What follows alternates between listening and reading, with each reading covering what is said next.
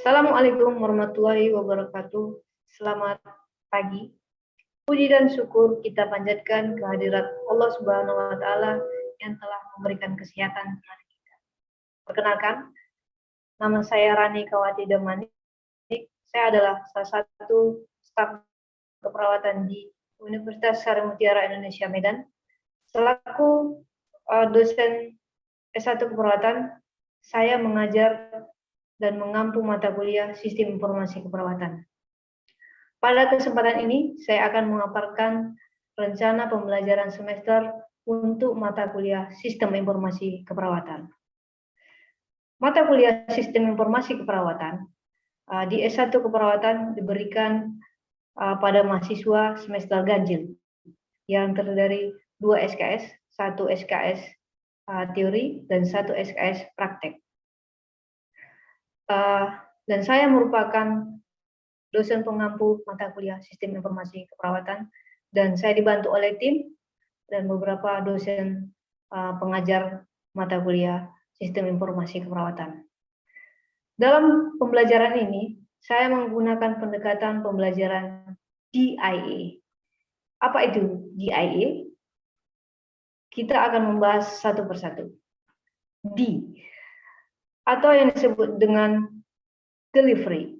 Maksudnya adalah menjelaskan apa materi perkuliahan yang akan diberikan.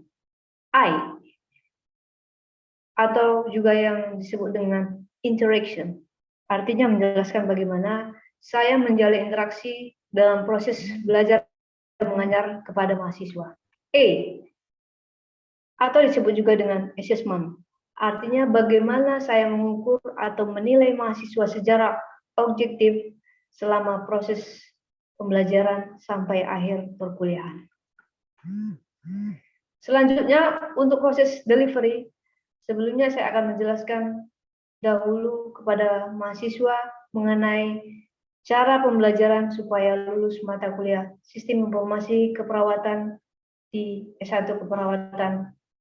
Adapun acuan pembelajaran antara lain yang pertama adalah sikap, di mana sikap mahasiswa mampu bertakwa kepada Tuhan Yang Maha Esa, kemudian berperan sebagai warga negara yang cinta tanah air, kemudian taat dan disiplin, menunjukkan sikap bertanggung jawab, menghargai keanekaragaman budaya, mampu bertanggung gugat terhadap keputusan, berkontribusi dalam peningkatan mutu kehidupan masyarakat, memiliki sikap menghormati hak privasi pasien, kemudian yang terakhir adalah mampu melaksanakan praktek keperawatan dengan prinsip etis. Kemudian unsur pengetahuan, di mana mahasiswa dituntut agar menguasai pengetahuan faktual tentang sistem informasi keperawatan dan kesehatan. Kemudian capaian pembelajaran untuk keterampilan umum, yang pertama adalah mampu bekerja di bidang keahlian pokok. Kemudian meningkatkan keahlian keprofesian dalam bidang yang khusus melalui pelatihan. Dan yang ketiga, bertanggung jawab atas pekerjaan di bidang profesinya. Dan yang keempat adalah bekerja sama dengan profesi lain. Selanjutnya, mendokumentasikan, menyimpan informasi untuk keperluan pengembangan hasil profesinya. Kemudian capaian selanjutnya adalah diukur berdasarkan aspek keterampilan khusus, di mana mahasiswa mampu memahami tren dan isu sistem informasi dalam teknologi informasi secara umum dan teknologi informasi secara bagi keperawatan. Di mana aspek pembelajaran dari keterampilan khusus diupayakan bahwa mahasiswa mampu memahami tren dan isu sistem informasi dalam teknologi informasi secara umum dan teknologi informasi bagi keperawatan. Dan yang kedua adalah mampu memahami teori dan konsep teknik informasi sistem informasi secara umum dan untuk keperawatan. Selanjutnya, dari capaian pembelajaran lulusan yang sudah diuraikan, maka akan diturunkan menjadi capaian pembelajaran mata kuliah, di mana pada akhir perkuliahan peserta didik mampu yang pertama menjelaskan konsep teknik informasi, sistem informasi secara umum, dan keperawatan. Yang kedua adalah mampu melakukan simulasi patoflow diagram penyakit, dan yang selanjutnya mampu melakukan simulasi mudah. Dan yang keempat adalah melakukan simulasi learning, dan yang kelima mampu melaksanakan tren dan isu sistem informasi dalam teknologi informasi secara umum dan teknologi informasi secara keperawatan. Dan yang keenam mampu melakukan simulasi akses jurnal, e-jurnal, e-library. Kemudian yang ketujuh melakukan simulasi penggunaan blog, FB, Instagram terkait dengan informasi keperawatan. Dan yang kedelapan, mampu menjelaskan sistem teknologi pelayanan kesehatan berupa sistem informasi manajemen dan manajemen sistem informasi. Dan yang kedelapan adalah menjelaskan sistem teknologi pelayanan kesehatan meliputi sistem informasi dan manajemen sistem informasi.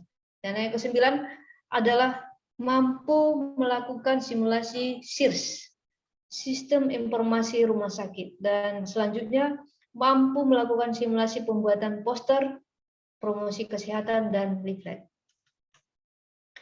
Kemudian mampu menjelaskan manfaat dan hambatan menggunakan sistem informasi bagi keperawatan.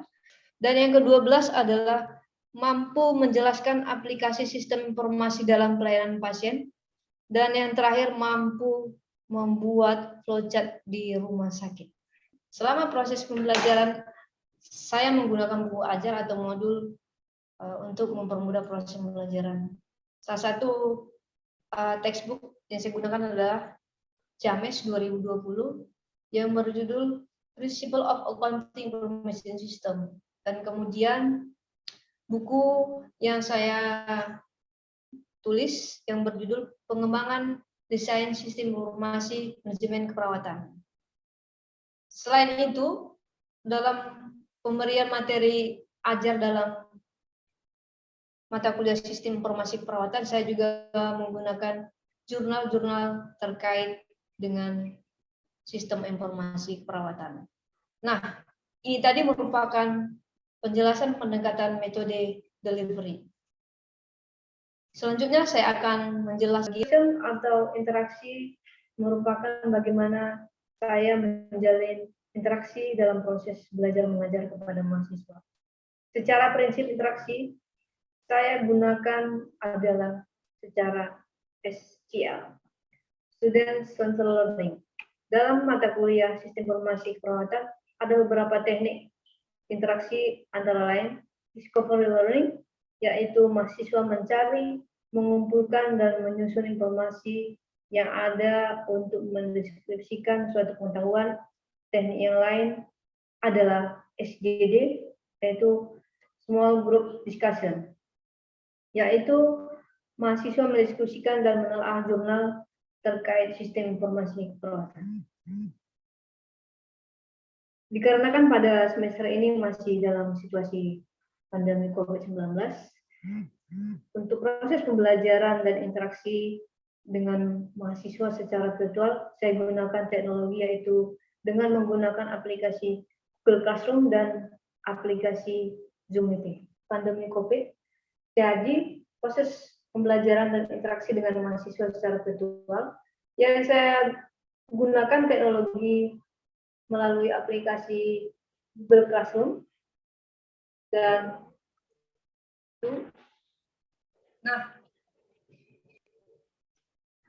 itu tadi sedikit penjelasan saya mengenai metode pendekatan pengajaran dengan interaksi kepada mahasiswa selama proses pembelajaran dalam situasi pandemi COVID-19. Selanjutnya saya akan menjelaskan tentang assessment. Assessment adalah bagaimana saya mengukur atau menilai mahasiswa secara objektif selama proses pembelajaran sampai akhir perkuliahan.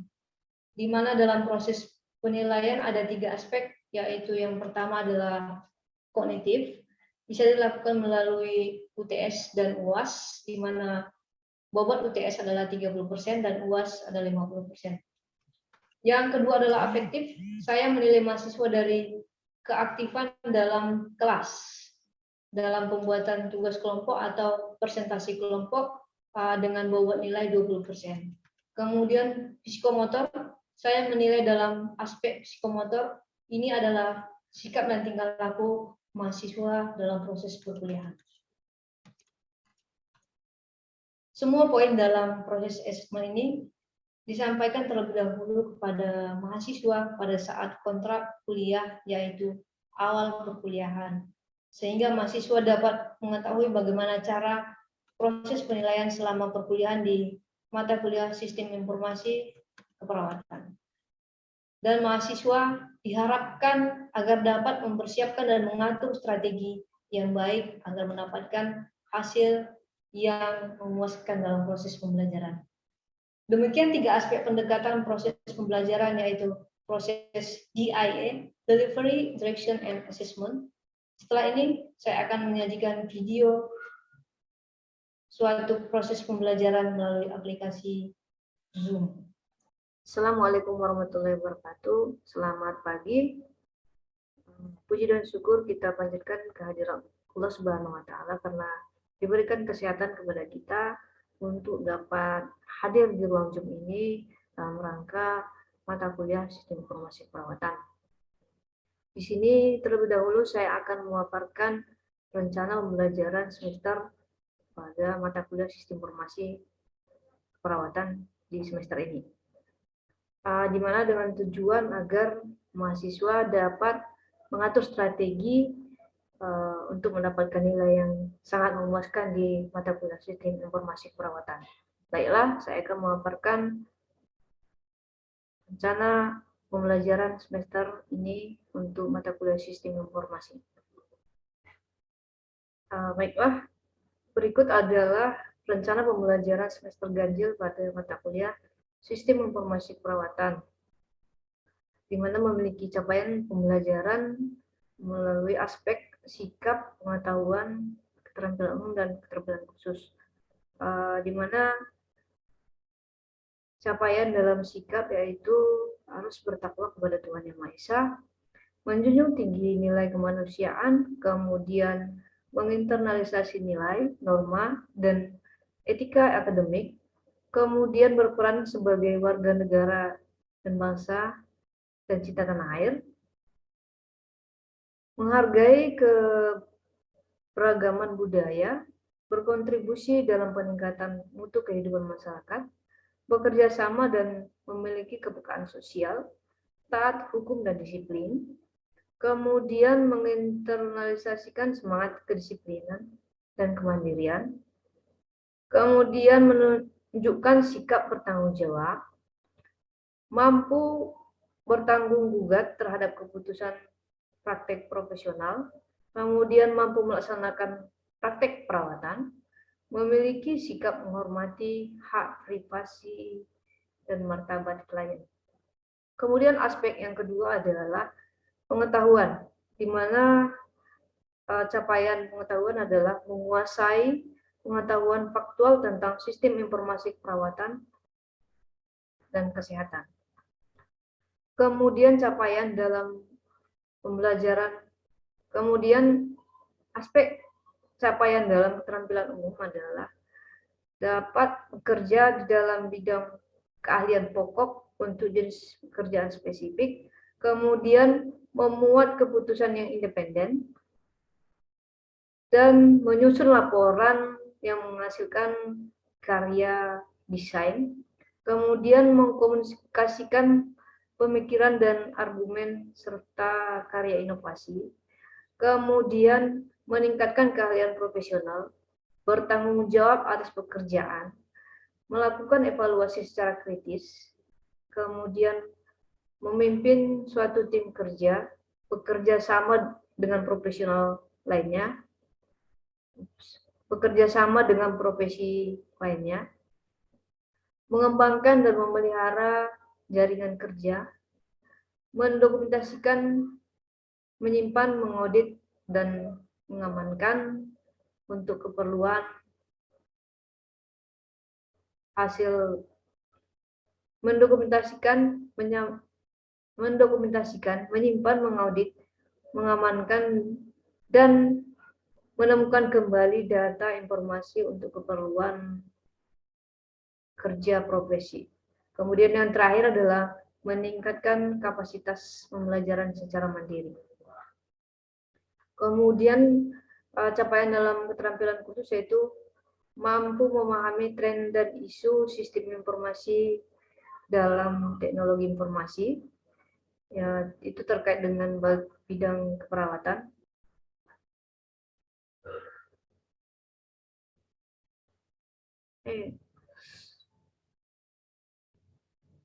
Kemudian mampu memahami teori dan konsep teknologi informasi dan sistem informasi umum keperawatan. Untuk aspek capaian pembelajaran mata kuliah, diharapkan setelah mengikuti pelajaran ini, mahasiswa mampu menggunakan sistem informasi yang relevan dengan keperawatan. Kemudian deskripsi mata kuliah ini adalah mata kuliah ini terdiri dari 2 SKS, yaitu 1 SKS teori dan 1 SKS praktek. Yaitu kemudian dinyatakan lulus bila mahasiswa mendapatkan nilai 60 dengan bobot C+.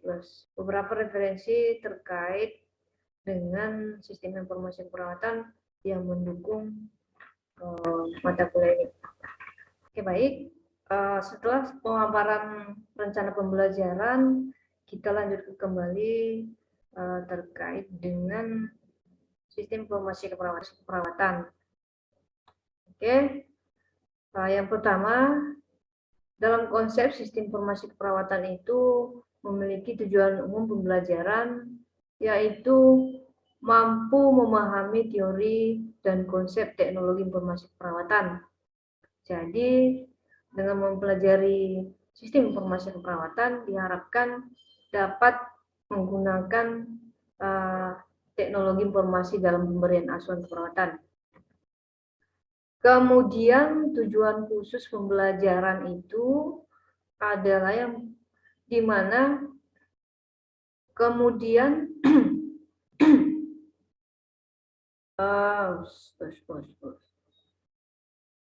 Kemudian tujuan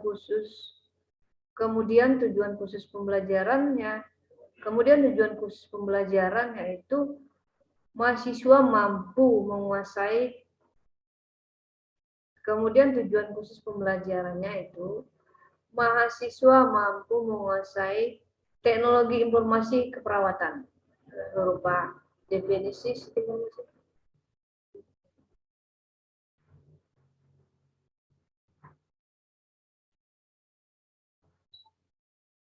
Kemudian tujuan khusus pembelajaran dari konsep sistem informasi keperawatan adalah mahasiswa mampu menguasai konsep teknologi informasi keperawatan berupa definisi sistem informasi keperawatan, peran teknologi informasi bagi pelayanan pemberian asuhan keperawatan, dampak teknologi informasi pada pengguna asuhan keperawatan, kemudian mampu menyebutkan contoh sistem informasi.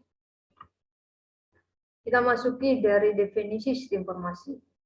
Sistem informasi keperawatan merupakan kombinasi ilmu komputer, informasi dalam keperawatan yang disusun untuk mempermudah manajemen proses pengambilan keputusan dan pelaksanaan asuhan keperawatan.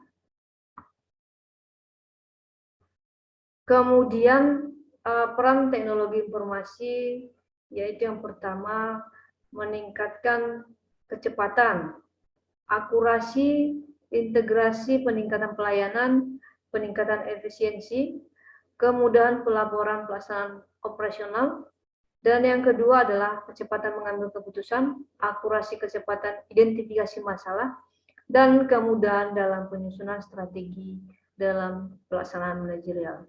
Dan yang ketiga adalah budaya kerja, transparansi, dan koordinasi antar unit.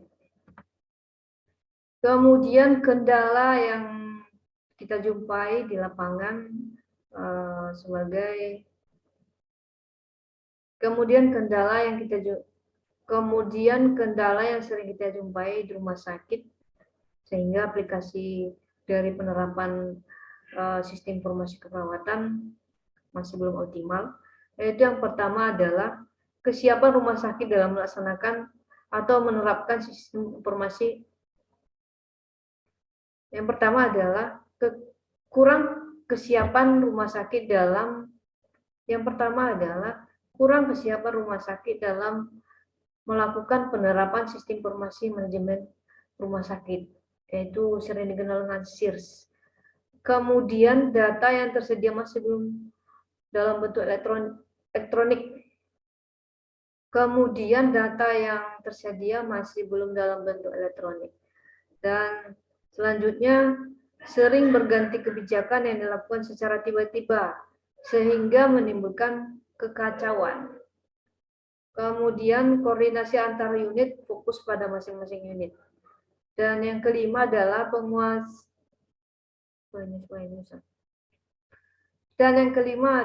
penyesuaian user dengan perubahan pola kerja dari manual ke elektronik.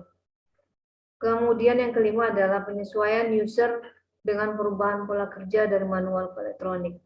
Dan yang terakhir, pemahaman SDM yang belum merata dalam penggunaan sistem. Dan ini merupakan salah satu contoh pengembangan sistem informasi yang saya lakukan, yaitu saya menjadikan dalam satu buku, yaitu yang berjudul Pengembangan Desain Sistem Informasi Manajemen Keperawatan. Dan ini adalah hasil penelitian yang saya lakukan terkait dengan sistem informasi perhitungan tenaga perawat. Dan ini adalah merupakan aplikasi sistem informasi asuhan keperawatan. Dalam hal ini, saya membuat aplikasi sistem informasi dalam bentuk dokumentasi asuhan keperawatan, di mana dimulai dari login, menggunakan user dan password, kemudian mengentri data perawat dan data pasien, kemudian data pasien akan terekam, mengisi nomor register, dan selanjutnya adalah melakukan pengkajian asuhan keperawatan. Di sini saya bagi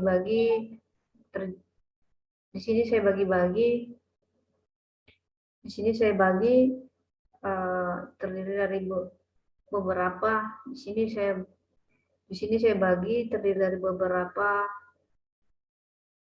pengkajian.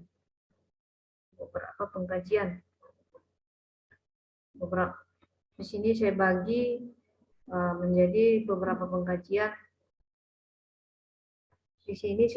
menjadi beberapa pengkajian.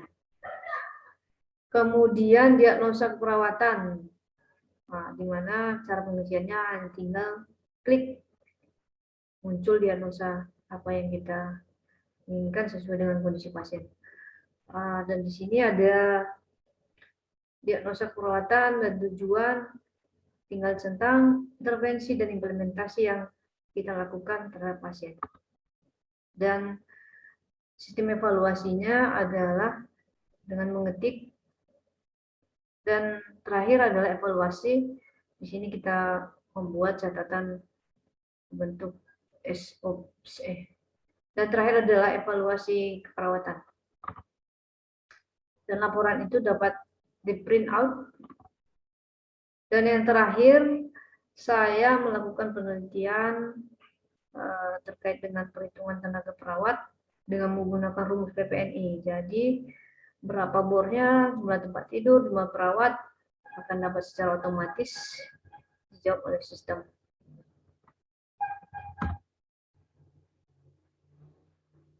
Secara otomatis dapat dijawab oleh sistem.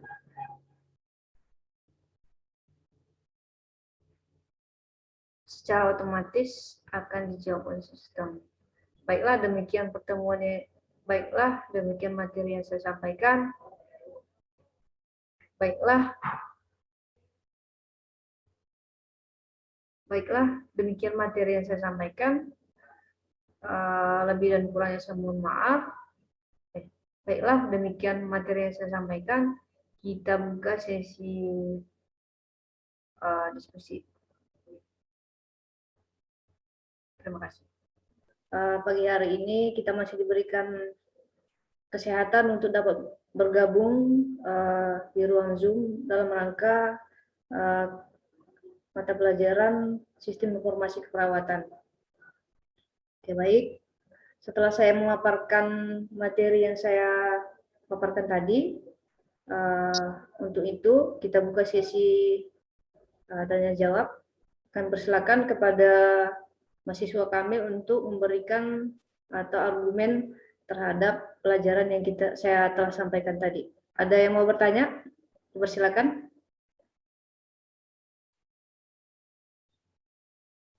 Saya, Bu. Ya, Arniat ya. Ya, persilakan. Pertanyaan saya, bagaimana tingkat ketercapaian sistem informasi keperawatan pada saat ini, Bu? Coba diulangi kembali. Bagaimana tingkat kecapaian sistem informasi keperawatan pada saat ini? Oke, baik. Saya langsung jawab ya. Nah, ketercapaian sistem informasi keperawatan pada saat ini, yaitu saat ini sudah merupakan era 5.0, di mana sudah ada peralihan sebenarnya dari 4.0 itu, di mana kita itu berbasis informasi. Pada saat tahun 2022 itu sebenarnya sudah harus sistem robotik ya, di mana dari pengembangan desain sistem informasi dalam keperawatan itu sudah mencakup kepada robot. Jadi diupayakan pada saat ini perawat itu dikembangkan dari sistem robotik. Sementara di Indonesia pada saat ini masih berbasis sistem informasi yang masih menggunakan sistem itu pun masih memiliki kendala ya sebenarnya, karena terkait dengan biaya, apalagi dengan membutuhkan pembuatan robotik itu pasti mengalami sangat besar kendalanya. Akan tetapi kendala di pengembangan robotik dalam dunia keperawatan contohnya tidak mengalami sinkronisasi antara, contohnya kalau perilaku caring perawat dengan caring robotik itu berbeda. Pastinya seorang perawat itu pasti lebih caring dibandingkan robot. Akan tetapi apabila beban kerja perawat itu tinggi, perilaku caring itu pasti akan hilang sebenarnya, karena sudah capek bekerja, dituntut lagi untuk berlaku caring kepada perawat, kepada pasien, menyebabkan tidak caringnya perawat terhadap pasien, sehingga layanan mutu keperawatan itu sangat rendah. Oke, baik. Ada lagi yang mau ditanyakan? Kira-kira apakah sudah puas dengan jawaban saya? Sudah, Bu. Terima kasih, Bu. Baiklah. Kalau tidak ada lagi, saya akan mengevaluasi bagaimana tingkat pengetahuan kalian terhadap materi yang saya ajarkan. Ada yang bisa menyimpulkan dari materi kita tadi? Saya, Bu. Oke, silakan, Novia. Sistem informasi keperawatan yaitu kombinasi dari sistem ilmu komputer dan keperawatan yang dapat mempermudah asuhan keperawatan, di mana perannya meliputi dapat meningkatkan kecepatan, pengurangan biaya, efisiensi, dan mempermudah pelaporan. Sedangkan kendalanya yang dapat terjadi yaitu keterbatasan biaya dan kurangnya sumber daya manusia. Terima kasih, Bu. Baiklah, kita akhiri sesi kuliah kita hari ini. Lebih dan kurangnya saya mohon maaf. Semoga ilmu yang saya sampaikan dapat bermanfaat untuk meningkatkan pengetahuan kita semua. Saya sudahi dengan wabillahi taufiq wal hidayah. Assalamualaikum warahmatullahi wabarakatuh. Selamat pagi.